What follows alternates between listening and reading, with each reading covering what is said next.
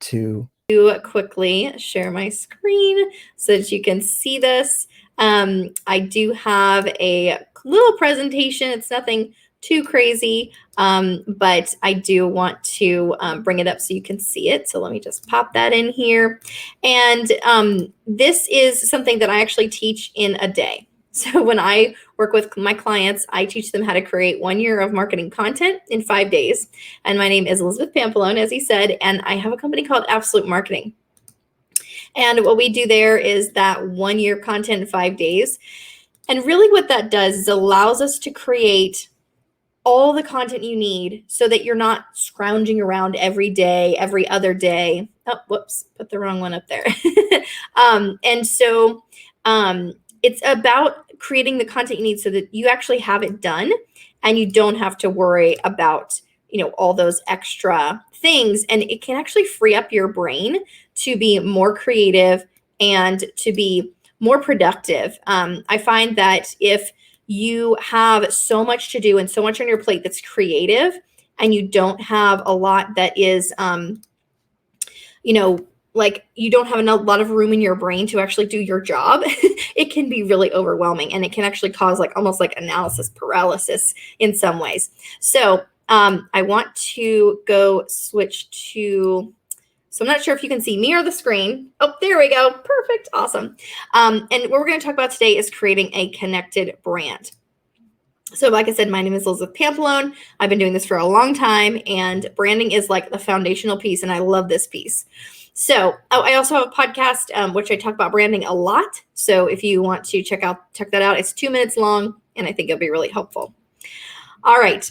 Your brand is a foundation. I feel like it's kind of the soul of your company. It's like that essence. It's the thing where people go, I'm connected to that now. I get that. I understand it. I love it. And it makes sense to me. And it doesn't matter, who you are. You connect with a brand somewhere, right? It might be a personal brand. Like we don't say that Kim Kardashian's a person anymore. She's a brand. And so you might connect with her as a person, as a personal brand, right? Or maybe you might connect with the mission of a nonprofit and you're connected with their brand, their message. So we're going to talk a little bit about that and how you actually achieve all those pieces. But really, you want to just make sure you know what a brand is. And it really has to do with the message, could be the colors, it could be all those things, but it is the piece that people see first and that they connect with first emotionally. All right, so strong brands obviously have really clear missions. Nike is one of the most perfect examples. Oops, sorry about that. Nike's one of the most perfect examples. They have great mission, memorable logo. Obviously, everybody knows what that is. They also have consistent branding. Now, I think you have probably never seen anything that Nike has done that hasn't been consistently branded. If you see a jacket that's theirs, it's got the Nike swoosh on it. If you see an image that's theirs, it's got the Nike swoosh on it. So they're consistent. It's on their website, it's on their social, it's on their email marketing, it's everywhere. And they have a defined audience. Now, you might look at their mission statement and say, okay, this defined audience is not really defined. It's kind of broad, right? Because that's one hallmark of a brand. Defined audience here says bringing inspiration and innovation to every athlete in the world. And there's a little asterisk and it says, if you have a body, you are an athlete. So what they've done is they've said our niche is athletes. Okay, so they're saying that it's athletes. But if you look in their photos, even if they say, if you have a body, you're an athlete, that's kind of the feel-good line, right? If you look in their photos and on all of their campaigns, who do they feature? Athletes. They feature real live, bona fide athletes. They're featuring people who are sponsoring with them, right? Who are part of their sponsorships, like swimmers, tennis players, football players, baseball players, golfers. Like they're featuring actual athletes. Now, what does this mean for the average Joe, right? This means that you probably aspire to be one of these people. Not everyone does, but some people aspire to be athletes. And it might be a kid who just got his first set of golf clubs. It might be, excuse me, a young girl who is, trying out for the first time for her swim team, and she's got one of those Nike swim caps. It might even be someone who is maybe in their 40s or 30s, and they're like playing tennis every day and they love it. And they're like, I want to do more of this. I want to play. I love the game. I love being out there on the court. And what's going to help me with my game? Is it going to be better equipment? Is it going to be better gear? So do you see how we're really like honing in on this person? It might be a young person. It might be an older person. It might be someone in their 50s. It might be someone in their 60s. It doesn't matter what the age is in this particular circumstance. They're probably targeting mostly people who have disposable income.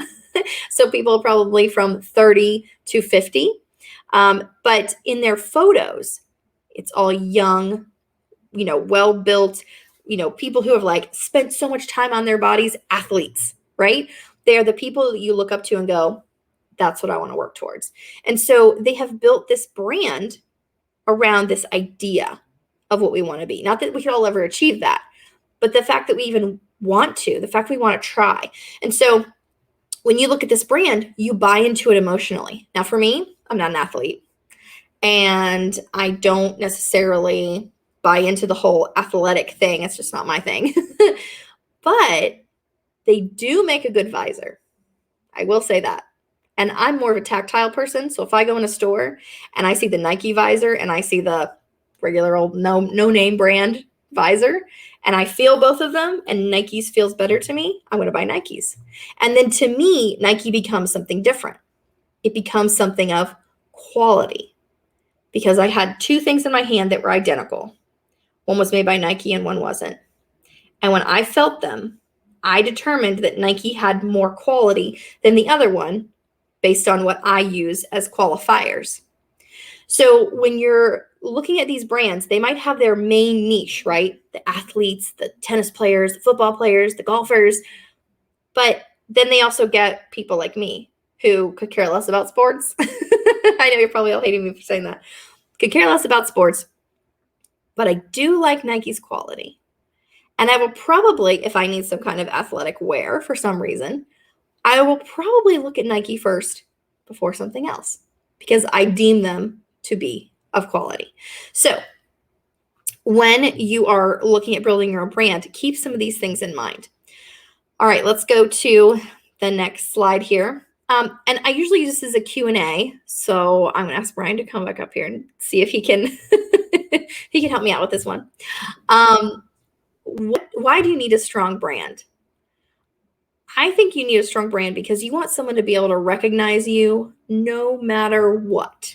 They see something that is like barely yours and they know that it's you. So let's look at this picture here. Okay. And tell me if you think of a brand that this reminds you of. The first one, IKEA is all I can think of right now. That's the first. Okay, IKEA is a good one. I do get that one a lot when people see this image. Yeah. Yeah. The one I was actually going for, I'll do the big reveal, ta-da, is this one. Joanna Gaines. Okay. Fixer Upper. She has like Magnolia, the Silos, Waco, Texas, the whole thing, right? Yes. Huge. I'm going to go back to the other image real quick. So you see what she's got here. She's got some whitewash wood. She's got some like natural woods, wrought iron. Yeah. Okay. Very farmhouse, very rustic, right? Right. Come back here. We got that white painted wood. We got some natural fibers. We got some grays. Got that shiplap floor. Yes. It looks very like it goes with her, right? Like it kind of is like what you call on brand. Yeah. So I'm going to switch back and forth. But guess what? This is a stock photo. Huh? It's a regular old stock photo. Okay. And these are photos from her website. Wow. So these are ones that they had taken, from the site. But the thing is, people do usually come up and say, oh, Joanna Gaines, Magnolia. They kind of throw that in there as one of the brands that people throw around when I ask the question. And the reason is because it looks enough like her that you get that idea, right? Or even the IKEA brand. This could even go for IKEA, but it's a stock photo. And the reason I mention this is because even if you think your brand is so specific or so niche, you can still use photos that were already taken that weren't for you that look like they're for you. But you have to pick the right ones. You can't just pick any old photo, right? Yeah. So having a strong brand I could say, okay, here's Joanna Gaines. She has a multi-million-dollar brand, almost as big as like Oprah, right? And she has a multi-million-dollar brand, yet I can associate her and have others associate her with a stock photo that was free. So the fact that she has such a strong brand, that can actually be done. And it can actually make me think of her when I don't even see any evidence of her. Her logo is not on this picture. Her name is not on this picture. But when I see it, I think of her. And so, for example, when I was teaching some networking meetings, I wore green. I always wear green. So I'm wearing green today. I always have green with me at some point in any photo or video that I do. And when I was actually doing networking meetings, I did the same thing. I would wear green like on stage. And I had people just come up to me over and over and over, and they would say, I saw your green in such and such store the other day. I was nowhere to be found. I wasn't stalking them. I had not just called them. I hadn't seen them for almost a month until they, when they were at this point in the store or whatever. And they said, oh, you should go to this store. They have this green dress, or they have this green jacket, or, whatever. And they were trying to tell me I should go buy this thing. But the fact that they actually were in a store on their personal time, not thinking about me, right? Like I was just this networking person they knew from business, like business colleague, right? Yeah. And they actually thought of me because a color triggered them to. That is strong branding. Yeah. I popped up in their mind, and they didn't even think about me until they were like, oh, Elizabeth's green. And it's Kelly green. I mean, come on, it's not like it's that uncommon. But it's now become my green in their mind because of how strong I've branded myself with that color. So that being said, I love this quote by Woodrow Wilson. You're here to enrich the world. And so when we create our own brand, it allows us to do that and allows us to be strong in that. So I actually believe that people should have business plans. So thank you, Ryan, for playing along.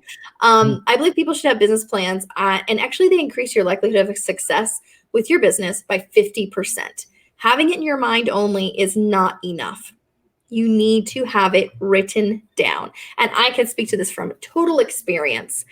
This is something that I actually did in the beginning of my career, and I didn't have things written down, and I can definitely tell you where things started to fail or go wrong. So definitely want to have a business plan. If you don't have one, I wrote a one-page business plan with a colleague of mine, and we have like a tutorial on how to fill it out. It takes about an hour. And it also helps you decide if something is a viable idea, because you might have this great brand in your mind or great offer in your mind, but it might actually not work. And we want to know that before we get started on all that stuff, right? So before we put all this time and effort and energy into it. So I believe strongly in business plans. Even if you just do one page, it's perfect. All right. So a good business plan will have these elements. And then I actually like to focus on these two. These are your branding elements right here. The first three really are, but these first two are really your branding elements. So let me actually go back. This is Starbucks' mission statement, and I love it. To inspire and nurture the human spirit, one person, one cup, and one neighborhood at a time. And if you look at this, Starbucks is embodying this wholeheartedly. They inspire and nurture the human spirit. Okay, so they try and do social justice type things. They're into a lot of social activities. They also have great music in their stores, and they have their staff is really nice, all these kind of things, right? Then they say one person. Okay, so they want to look at you, the individual, and say, when you come in, we want to nurture and inspire you. One cup, when you come in, you're having that one cup of coffee. Even if it's just one cup of coffee with us, we want it to be nurturing and inspiring. And one neighborhood at a time. This is very telling. How many Starbucks can you count within a probably 5 to 10 mile radius of your house? You should probably look it up on Google. There's probably a lot. And the reason they don't say one city at a time, one strip mall at a time, right? One exit off of 95 at a time. They're saying one neighborhood, because there could be a Starbucks 5 minutes from another Starbucks. But they're viewing it not as cities, like, well, we've already got 5 in that city, we don't need any more. They're viewing it as, do we have one in every neighborhood? And if you think about your city, it's probably quite, normal cities are like largish, right? But they have so many neighborhoods in them. And they're all these little like tiny communities, right? That all connect together. And that's what Starbucks is trying to do. So when you think about your mission, you want to think in those terms. Who am I helping? What am I doing? How am I helping people? And what is my mission? Like, how am I going to get to achieve that goal? So I have some things here. I'm actually going to share a free thing at the end. It's going to have all this information in it. So you can definitely go back and look at it. I'm just going to kind of flip through this a little bit because I want to get to some other things. So you need to know yourself and what you're offering. And I know you guys have been working on offer and everything, but knowing yourself is so important. A lot of times we are our own demographic. We are our own niche client because we've actually created something that we were missing in our lives or that we saw a lack of. And we're like, why doesn't this exist? This needs to exist. I needed this at one point, or I need this now. I'm going to create it. I'm going to make it exist. And now we can have it exist for others, right? And so if we know ourselves, we almost know our own ideal client at the same time. And then knowing what we offer, sometimes it's just about sitting down and writing it all out. I actually had to do this a couple of weeks ago. I was getting so overwhelmed with all of the things that I do offer because I have so many. And I feel like I'm constantly adding them because, entrepreneurs, #serial. And so I was constantly adding things. And I thought, you know what? I'm going to write everything down that I'm doing. And I'm going to put all of it in one page. Not like one page, like one document, right? So I opened up Google Docs and I started typing out, okay, what do I offer? What's my biggest, most expensive thing that I offer that I sell all the time? In a day sessions. Oh, not in a day sessions, in a week sessions, right? So I started like layering it, everything I could think of that I offered. And then I started realizing I had duplicate stuff. I had a ton of duplicate stuff. And then I actually started putting things together. Why is this separate from this? Why do I offer these two things? They're like the same. If I put them together, they'd be even more valuable. And then I could have one thing that was really valuable instead of two kind of valuable things. And so I started doing that. And I have reduced the things that I offer by quite a bit. But it actually has made our team more focused because now we only have these few things to sell rather than like this laundry list of things to try and like sell or, share, right? So knowing your offering is just a matter of writing it down, literally. And I put it from free at the top of my list all the way to the most expensive at the bottom. And I just kept filling it in. Every time I thought of something, oh yeah, I did offer that one time. Oh yeah, I shared that one time. Oh yeah, I told this person about that, or I have a landing page for that. Started layering them in. And then I started combining things that I knew were similar. So it's really helpful to do that. All right, like I said, I'm going to share this with you guys so you can have it. I'm going to go through this really quickly. These are things you're going to be building in a typical like business plan. So if you're doing a business plan, you're going to kind of walk through those things. Some vision statement examples. I do like these. I do want to share this really quickly. TEDx or like TED Talks. Their vision statement is spread ideas. That's it. Literally 2 words. And it says everything about TEDx. So if you've ever seen a TED Talk, you know that this is truly the answer to their vision, right? This is what they're doing. And then Southwest Airlines says to become the world's most loved, most flown, and most profitable airline. And if you look at that, they're kind of attacking 3 different parts of why someone would fly with them. To be the world's most loved, meaning that their customer service, what they offer is like so superb that you actually are like, oh, I love them, right? Then it's the most flown. How do they do that? By getting a lot of customers, more customers than the other guy. And then it's the most profitable. How do they do that? By making sure that they're managing their business well so that they can be more profitable. Not that they're more expensive, that they are actually making more money between what you pay and what costs them to do business. And they're keeping track on that and keeping an eye on that. So those 3 things, they're connecting. And they're not saying this is what we are doing. They say this is what we want to become. That's what that vision statement is for. Mission statement is this is what we're doing right now. Like we saw Starbucks, it's happening right this minute. Vision statements, future looking. This is where we're going so you know and you can come with us, right? And you can help us to achieve these things. All right, target market analysis. This one is where you actually define who you're selling to and you know what you're selling, right? But then why do they care about it? Okay. When I define target market, I like to look at 2 things: who pays and who benefits. 2 separate things. Now, you might say, well, I'm working with entrepreneurs, and when they pay, they benefit, right? They're paying for a service, they're benefiting from it. That's actually okay. But a lot of times, these are two totally different people. If you look at the corporate structures and you look at people who are in business and they're, they're account managers or HR directors or HR people or whatever, they work inside of a company. Okay. Now, when they go to a seminar or they sign up for a webinar or whatnot, they're using company money to pay for this item. It's not their money, maybe their budget, but it's technically not theirs, right? So they've been authorized by the company to use funds to do these things. So they are the one who benefits, but they are not the one who pays. So how can you appeal to the one who pays? Sometimes the HR directors are the ones choosing the seminars for the salesman, for whoever else in the company. And so there's this disconnect. Who's paying? How can I appeal to them? How can I make sure that they're comfortable with what I'm going to be sharing? And how can I benefit the person who's actually going to receive the information? I say the thing about HR directors and, salesmen or whatever, but there's also another simpler form of this. Have you ever purchased a toy? I think like everybody could raise their hand, right? If you ever purchased a toy, there's someone who pays and there's someone who benefits, and they are two totally different people. If you go and you purchase a Barbie doll, for example, typically, not in every case, but typically it's going to be for a child. And you as the adult are going to be the purchaser. You're the one with the cash. You're the one that's going to put out the money. And you're the one who has to look at that Barbie doll and go, is this age appropriate? Does this have the appropriate amount of accessories that I would expect when I pay X amount of dollars?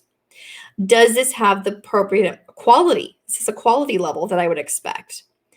And is this going to be safe for my child or for my grandchild or my niece or my nephew or my whatever, right?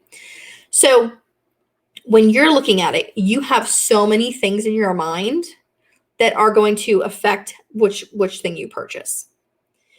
And you're also looking at it saying, is my kid going to lose this? Are they going to break it in 5 seconds? Those kind of things. And then you have the person who benefits. Now, to appeal to the person who benefits, that's huge. You've seen toy commercials, right? They are talking a totally different game than the ones parents are thinking about, or grandparents or aunts and uncles, right? They're looking at it going, this kid's got to think this thing is cool. It's got to think that it's the latest. They got to think that it's going to make them cool in front of their friends. It's got to be fun to play with, right? So there's so much there. And what we want to do is take that, and this is what a lot of toy companies do. They take both of those things and they mush them together. Sometimes they'll talk to the kids, sometimes they'll talk to the parents, and then sometimes they'll try and talk to both at the same time, which is really hard to do. So when you're looking at your audience, if you've got a 2-in-1 audience, you have it easy. It's going to be easy for you. If the same person that pays, the same person that benefits, this is going to be a lot easier. But if you look at your audience and you realize that you have a payer and you have a benefiter, someone's going to benefit, yes, that's the right word, then you're going to see that you need to have 2 separate messages. They can be on the same channels, they can be on the same social, whatever, but you have to have 2 messages. Your brand needs 2 messages. So just keep that in mind. All right, then knowing your demographics. The demographics, like I said, sometimes you're your own demographic, right? And being your own demographic, it makes it so easy. What do you like? What do you dislike? What are some things that like really pet peeves that tick you off on social media? Don't do those. Just probably don't do those in general. But knowing your demographic can be really, really simple if you look to yourself and you're like, oh yeah, I kind of am my own demographic. I am unfortunately not my own demographic, so it's a little harder for me. My demographics is actually women, mostly women, some men, between the ages of 40 and like 60. And that's for marketing, because a lot of people in that age range start businesses later in life, or they have businesses that they've had for a while and they just haven't kept up with marketing in general because it's just gotten too overwhelming because it's like exploded in the last 5 or 10 years. And so then they come to us for help because we create everything really quickly and we can get them up to speed and we can also train them at the same time. So that's my ideal demographic. And the reason I know this is because that's who comes to me as clients. Do I get younger clients? Of course. Do I get older clients? Occasionally. But mostly the clients fall within that category. Mostly female, like 40 to 60, and they have businesses or they're starting businesses. So I know that because it's who I've worked with in the past and who has been my majority client. Now, if you don't have any clients yet, then you definitely want to look at maybe it's for yourself. Like you built this company because you were seeing a lack of something. Maybe you built the company because your parents were lacking something or your friends were lacking something. And so whatever reason you built the company, look at who you built it for and really narrow that down. All right. Client psychographics. This is another one. This one is really good. And this is something that I don't think a lot of people pay attention to. Let me see if I have. Nope, I don't have that other slide. There's actually a list. You can go on Google. You can go on Google and you can actually type in psychographics, just spelled like this, like psycho and the word graphics. It's kind of like demographics, but it's about their lifestyle, their attitudes towards things, their religious beliefs. It's more of this like internal personal thing. And what we do is we look at this in comparison with our demographics so that when we look at them together, we see a whole picture of a whole person. And this whole picture is going to help us to, it's going to help us to actually see who we are actually dealing with. And so when we create our messages, whether it's our buyer or our benefiter, or whether it's just their, the one person that we're putting their one person buying and benefiting at the same time, it's going to give us that picture that says, how do I need to talk to this person? What are they going to respond to? Now, I'm sure you've all seen brands that have, how do I say this delicately? Swear words in them. Have you seen a brand that has swear words in it where they okay, you've probably seen it at Barnes & Noble that they have all those books and they say un-F yourself and everything like that, right? And so you see all these books. Now, that might not be your thing. It's not my thing for sure. I don't swear in my business. It's just not what I do. But I also don't swear in my personal life. It's kind of not my thing. I've just never did that. But some people, that's part of their lifestyle. It's part of their own personal brand, if you will, but it's part of their life. It's just part of what they do. It's how they grew up. It's how maybe they went to college. Maybe they learned it somewhere else, but it's part of their life. It's part of their identity in a way. And that's part of this psychographics thing. So when we look at that and we say, okay, part of my person's psychographics, they're like my niche client, ideal client, is that they swear. That kind of gives you the leeway to use that in your own marketing, to speak to them in that way. And that's why I think those books are so successful, is because when someone sees that, now if someone sees someone like me sees it, I'm kind of oh, I don't know if I want to be sworn at in a whole book. I don't know if I could sit through that. It would almost feel like too much for me, right? It's just the way I am. But if someone else sees that and they're they are telling it to me straight. I need this book because this is the only honest book I see on the shelf, right? And a lot of them are self-help, personal development type books. And if they saw that and they were that, yes, finally, somebody's saying what no one else will say, that appeals to them, that rebel, right? That's not me. And that's okay. It's not supposed to appeal to me. It's supposed to appeal to that person. That one person, even if it was just one person. Obviously, there's millions of them out there. They think similarly, right? And so that book is geared towards that person. That brand, that style is geared towards that person. I can't tell you how many marketers that I've come across in my career who use swear words as part of their vocabulary on a daily basis in phone calls with clients, and they also use them on their websites. And you know what I say? Go for it. Go for it, because you're going to attract a very specific kind of client. And a lot of times it's your ideal client because you're being honest, you're being truthful. And so when you look at the psychographics of someone and you're saying, what are their values? What are their, religious beliefs? What are their attitudes towards things? What is important to them? And you can see some of these things kind of come out of that woodwork. And you can also look at past clients. If you have past clients, this is the best way to find these things out, because you can kind of look at them as a group and start to pick out little individual things that start reappearing through multiple people. And when you find that, that allows you to craft those messages so specifically that it will always attract that type of client. And you'll basically never run out of clients. So think about that when you're trying to work through your messaging. Like, what do I say and how do I say that? How am I going to make sure that I really connect with these people that I'm trying to connect with? Making sure that you're honest and you're clear, but also use as few words as possible. But bring that psychographic into it. Bring that value into it. Bring their religious beliefs, if necessary, into it, right? So keep that in mind. All right, this is one of my favorite quotes from me. Finding a niche and sticking to it does not limit you. It does not limit you, but it focuses them. Now, who's them? Them is a word I use for everyone else. For everyone else. It focuses them because when you tell someone about what you do and who you're for, they make the conclusion in their mind of who they will tell or not tell. They automatically, it just comes to them. Oh, I need to tell so-and-so. It triggers something in their mind that goes back and says, conversation we had. It like has this whole filing system. The brain is amazing. And it says, oh, I know someone just like that. I need to tell them about this. And our ability to share and our need to communicate with others will automatically force this to happen. Whether we actually act on this or not is just a determination of if we are organized or if we have willpower to do things, and we're motivated to tell someone about this. But chances are we probably like our friend and we do want to do this. We do want to share this. So when you say, or I'll just give you my pitch, for example. My name is Elizabeth Pampalone.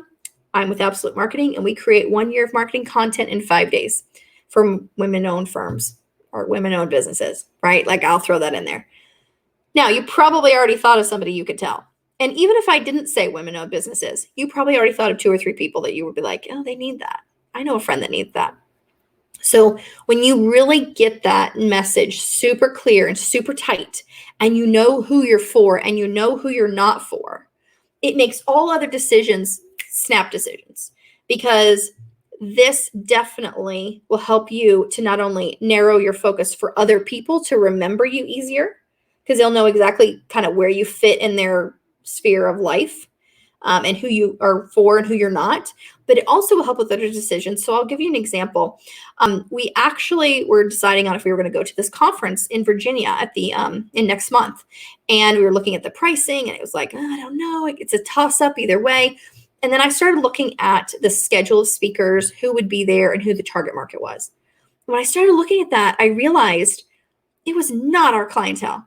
The people that were going to be there that we could network with, the people that the topics that were going to be spoken on, even though it seemed like an amazing thing on the outset, it was not our target market.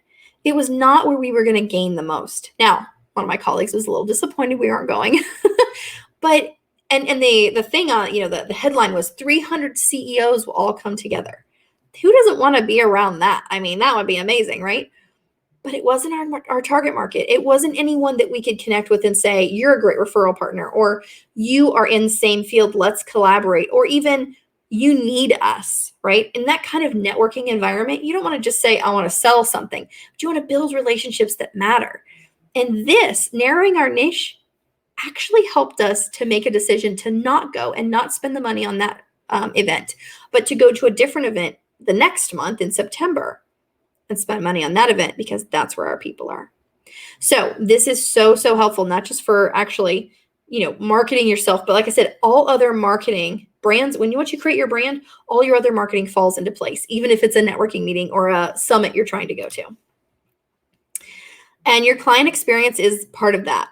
So when your brand creates its message and its vision and its mission, and you know who you're targeting in your marketing, then your client experience becomes part of your brand. Because if you have a bad experience, I'm going to know, and I'm going to tell everyone that it was horrible, and I'm going to tell them who was horrible, right? I'm not going to tell them all. Sometimes I tell people who was great, but I'm more likely going to tell them, oh my gosh, wait till I tell you what happened at such and such. And they're going to really connect that to your brand. All right, I'm going to skip to a couple things. Oh, yes, let's talk about consistency really quick. who is probably the most consistent brand you've ever seen? Anybody have any ideas? This ring a bell?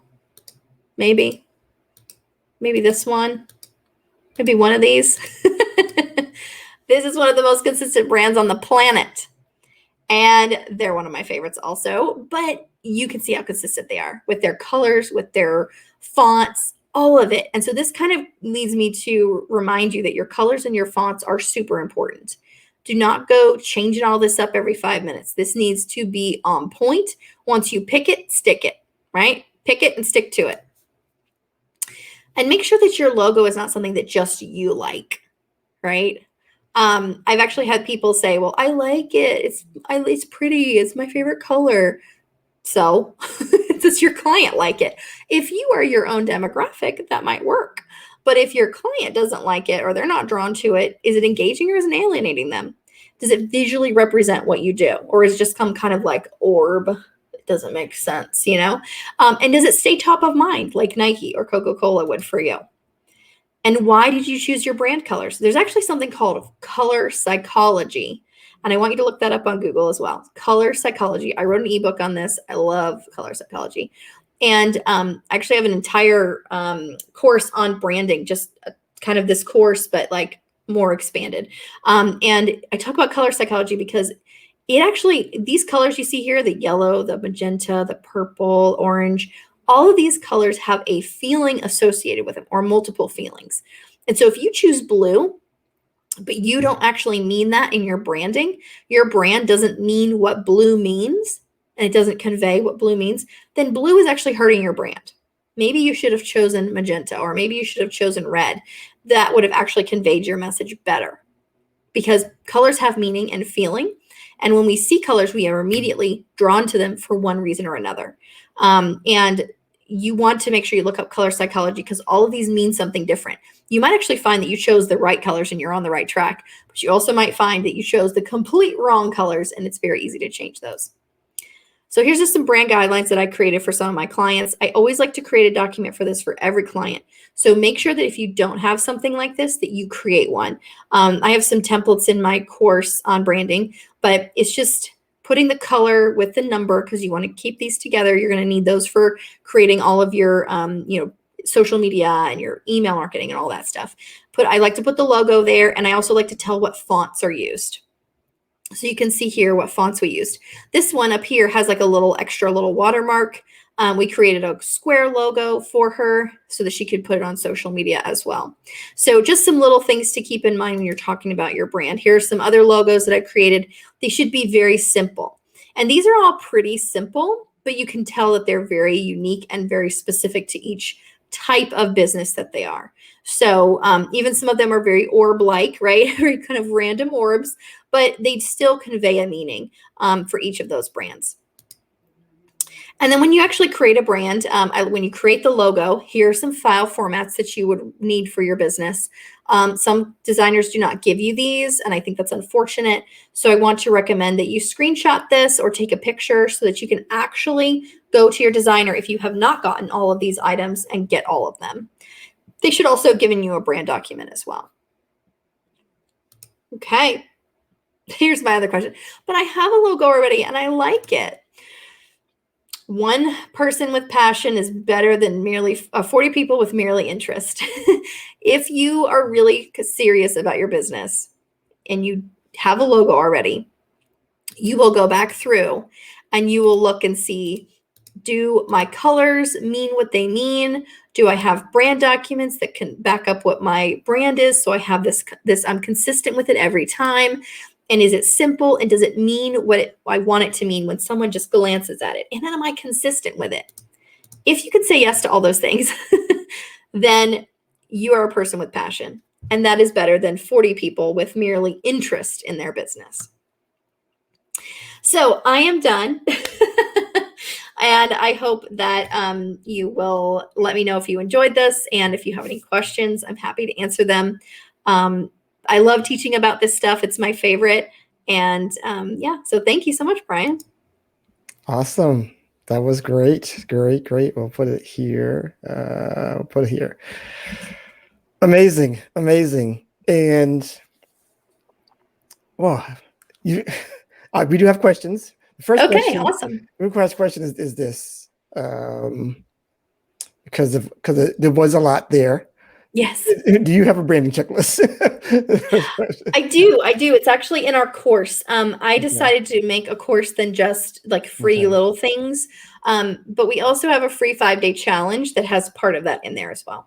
Okay. So we can, I'm sure you'll get that to me so we can get that out to people. Yes. All right. Here's another question here. Do we all have a brand that matters that makes a difference? Because I think that's something that people like, I don't have anything special kind of thing, I guess is the question. Yes, actually, every single person that creates a brand does, but it's about how you go about it, right? So if you just create a brand and you're like, oh, I'll just pick a logo or I'll get it on Fiverr or whatever, you're not putting enough emphasis in the fact that you have something that does matter.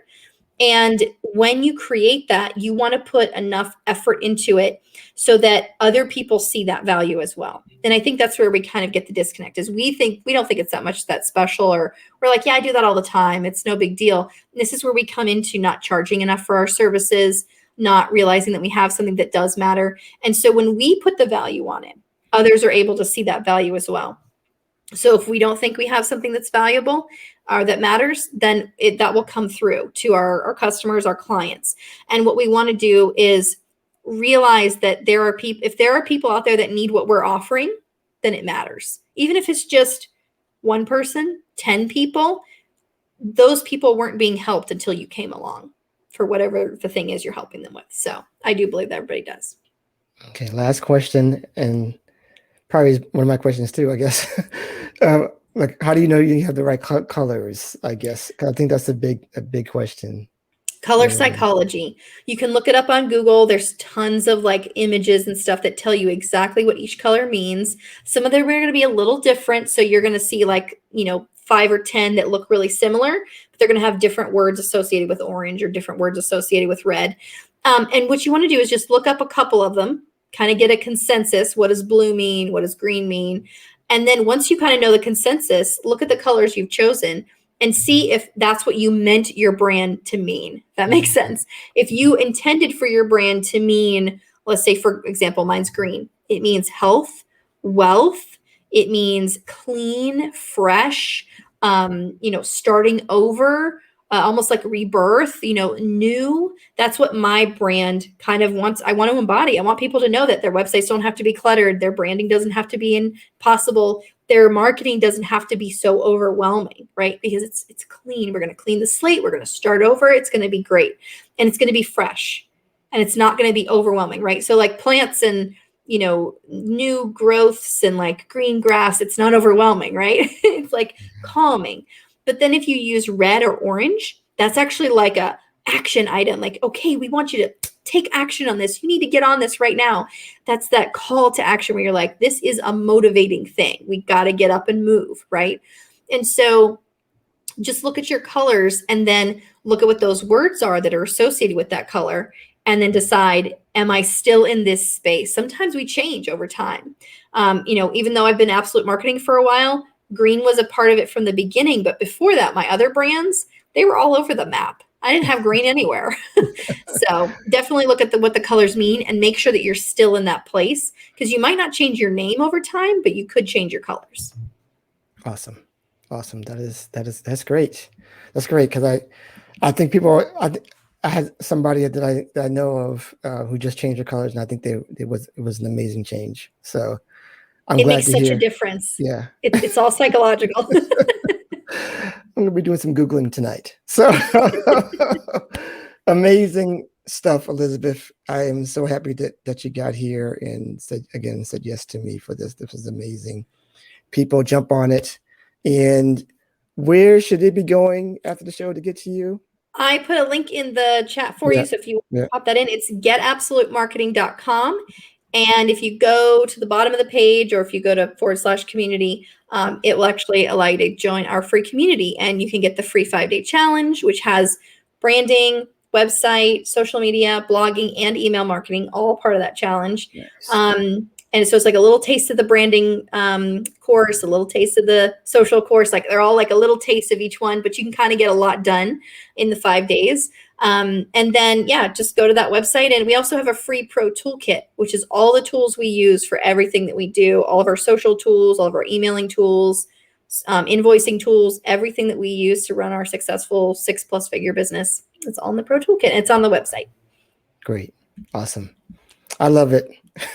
Absolutely amazing. Thanks so much for coming on. And I think we're good. I think we're good for today. This is awesome. Great. Well, you got to get on some stuff now. You guys got some knowledge now. You got to go practice. Absolutely. Tomorrow, people, day 7, we got we got a couple of things coming. We got Mike Killing coming on. I do believe we got who is it? I'm drawing a blank. But we're going to talk about charging what we're worth and how to do it. Mike Killing's going to kill it tomorrow. And yeah, we got another person on. I'm so sorry. I'm running a blank, but it's going to be amazing. Great stuff. I already seen some of the things he put in there. So awesome stuff. Thank you so much, Elizabeth. And please get into that into what she's offering here, because I think everybody, it's something that we don't really talk about a lot, or people don't really dive into, because it's just they don't. I don't know. Maybe they don't believe it. Possibly, right, Elizabeth? Yeah, I think the brand often gets lost. People go straight to social media. Whenever they got something new to share, they're like, social media, got to get on it. And what we really believe is that 5-pillar approach. You got branding, website, social media, blogging, and email marketing. If you can do all 5 of those things and you can get them done for the whole year in just 5 days, smooth sailing. You can work on your business and actually sell your business, sell the stuff you're trying to sell, and not have to worry so much about all this stuff, because it should not be this difficult, right? It should be easier than it ends up turning out to be. So we try to make it a lot simpler and give you all the tools you need and all the facts, so that you're not sitting there just beating your head against the wall, which is what I always feel like anyway. Awesome. So I remember now figured out Glenn Allen's coming tomorrow about showing you how to do your lead magnet, a killer lead magnet for you guys. So definitely need that. Yes. So there it is. So I guess we're good to go. We're good to go. Thank you so much. And yeah, we're done for day 6. Thanks for having me back. I appreciate it. Awesome stuff. Take care, everybody. We'll see you on day 7. Take care. Be blessed.